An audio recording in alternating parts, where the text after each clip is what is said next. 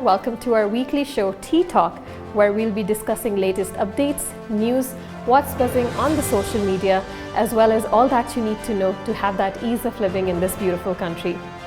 Lately, the Embassy of India in the Sultanate of Oman came up with a very interesting initiative, and for that matter, we have a very special guest joining us today. So without further ado, let's welcome His Excellency Amit Narang, who's the Ambassador of India to the Sultanate of Oman. Thank you so much, Your Excellency, for joining us today. What a pleasure to have you in person, sitting here in our studio today. How has your journey been so far in Oman? Thank you, Madiha, first of all, for welcoming me on the show. It's a great pleasure.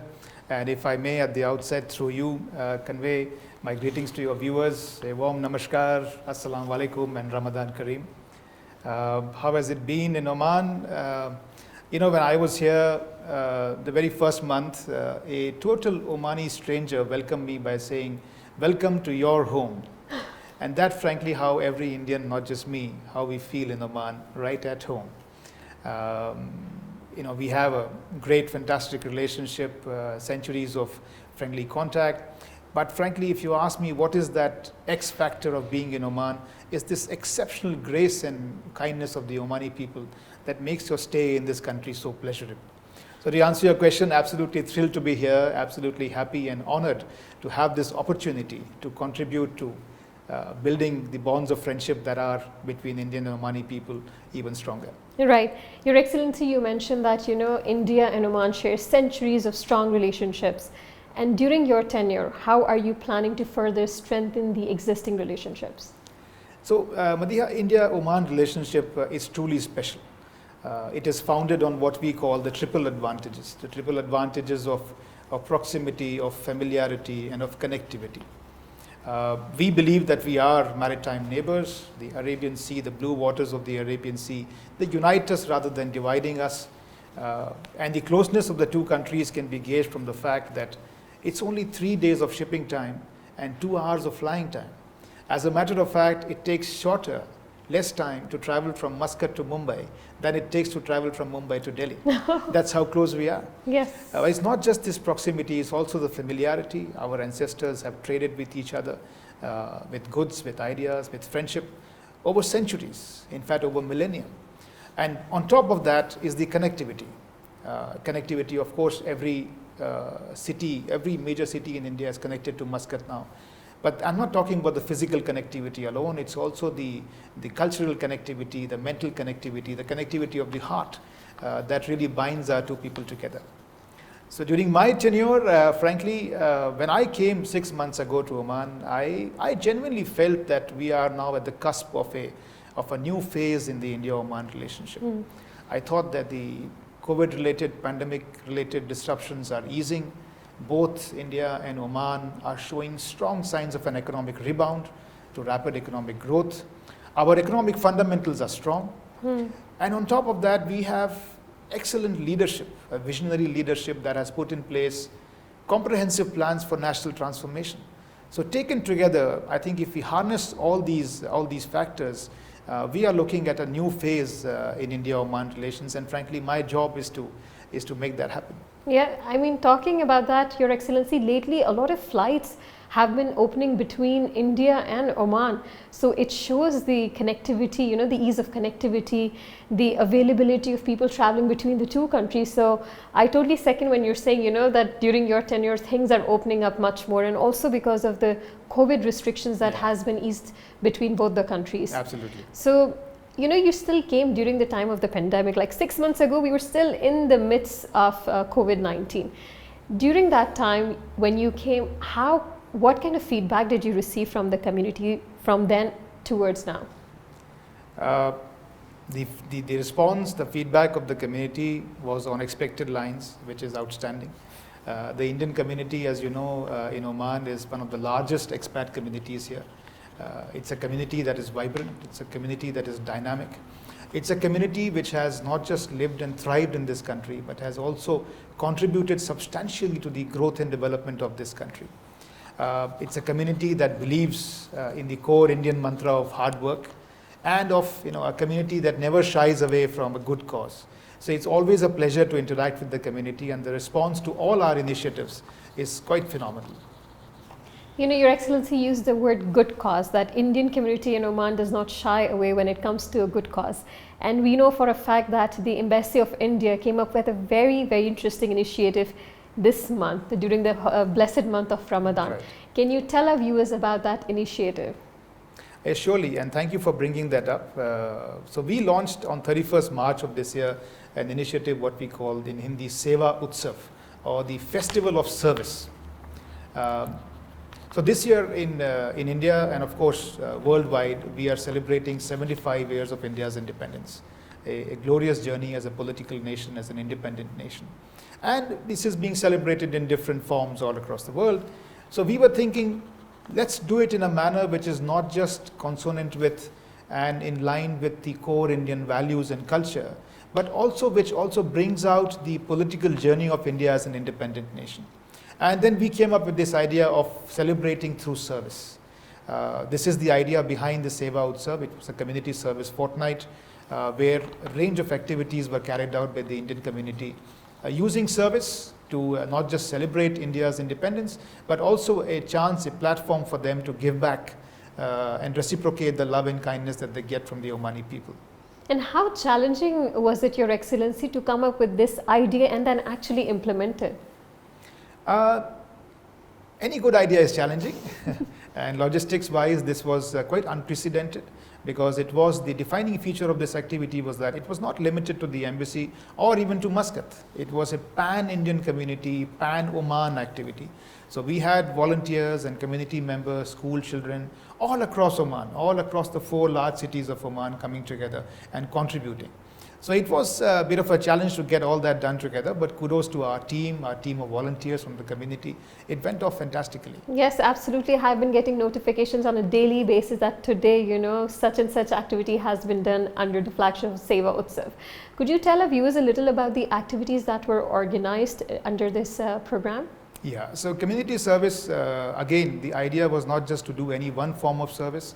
So we, and since it had to be spread across 2 weeks. So we started off on 31st March with a program for children with special needs. So perhaps our viewers would know that the Indian schools in Oman, they support a center which is called Care and Special Education, which is housed in the Indian school Muscat, which provides facilities for children with special needs. So we wanted to do a program that brings smiles to the faces of these purest of souls, and also in doing so raise awareness about the need for inclusive education, something which is being felt worldwide. And that event was sort of one which launched us into this service activity phase.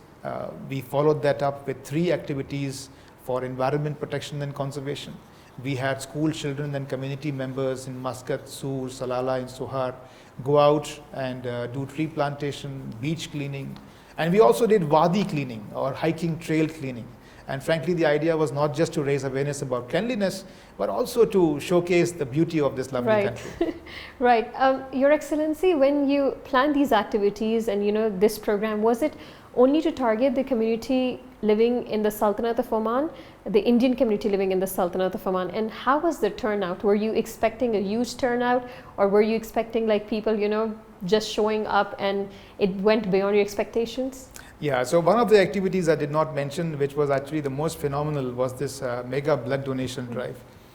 Since we are in the holy month of Ramadan, typically the blood banks in Oman, everywhere in the world, they are a little challenged in terms of collecting adequate amounts of resources. So we thought we should all join our hands together and contribute to this noble cause.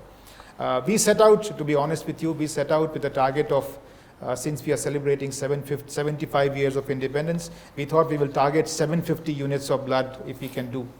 We ended up a grand total of 1,327 units of blood which were donated by the Indian community members, which means a turnout of more than 2,000 volunteers who actually came out to these blood donation camps in Muscat and all other cities.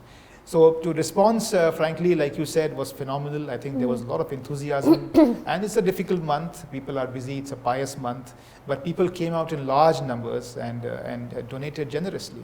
Right. I mean, looking at this initiative, Your Excellency, this is something very unique that has recently happened in the Sultanate of Oman, you know. So much planning and so much hard work has been put into the implementation of this Seva Utsav program. Now, considering this is your starting line, can we expect from you in future? Are there any future initiatives or plans that you would like to share with us? Well, the calendar of the Indian community and the Indian embassy is rather busy.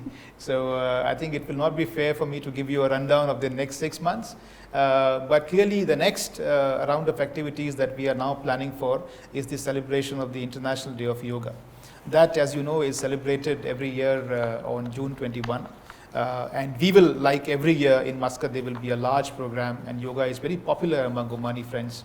And there will be a large program on that day. But this year what we have done is, again capitalizing on the 75-year celebration, we have launched on 8th April a yoga marathon, a yoga festival, which will run for 75 days and will have at least one event every day. So every day practically, including today, there are yoga events happening all across Oman, and all this will culminate into a grand event on June 21. So that is by way of our immediate priority. Right. Now, Your Excellency, I forgot to ask you that whenever a diplomat is assigned to a foreign assignment, he or she always has their own agenda or their own objectives to achieve. What are your objectives or aims to achieve during your tenure here in Oman? So I mentioned to you that when I first came in, I felt that the relationship is ready for a new phase. And the challenge really is to build a template for that new phase. And when I look at what could be a blueprint on which we can work in the next 2 or 3 years, I find that His Majesty Sultan Haitham bin Tariq's Vision 2040 is the right blueprint. If you look at that Vision 2040, His Majesty is talking about his dreams for Oman. And he is talking about non-oil sectors of the economy, renewable energy, new energy systems, skill development, health and pharmaceuticals, mineral development, IT and IT-enabled services. Now, my point is that if you look at all these areas, you realize that India has proven capability across each of them. Therefore, when you talk about Oman's transformation as part of Vision 2040, we believe that India is a natural partner for the achievement of these objectives. And my task, if you were to ask me for the next 2-3 years, will be to translate this blueprint into action, to harness these synergies, enhance these complementarities, and perhaps hopefully build some concrete partnerships across all these areas. So not an easy task, but if it can be done, I have no reason to believe why not. I think if we could do so, then I think we would have launched the India-Oman relationship into a new phase for the future. Right, Your Excellency. Now, I don't want to take much of your time. It's very kind of you to actually take out time from your busy schedule and be here with us. One last thing is, do you have any message for your community members watching you right now? Well, a message for the Indian community, first and foremost, has to be a message of appreciation. It's, as I said, it's a very vibrant community. It's a community which has not just looked for its own welfare, it has thrived in this country, but a community that in every day, in different ways, gives back to the Omani society the love and affection that they get from their friends. So a strong appreciation, I think, it's something that we are very proud of. Building on that, my message to the Indian community would be to keep doing what Indians do best everywhere, that is work hard, live in harmony in the societies that you are, and build new partnerships with your Omani friends, and in doing so, contribute to the future of this relationship. Thank you so much, Your Excellency, for being here. It was honestly a pleasure to have you. We hope we see you more often here with us. Thank you, Madiha, and it was a pleasure. Thank you so much, Your Excellency. Thank you. For more interesting videos and updates, stay tuned and keep watching TTV.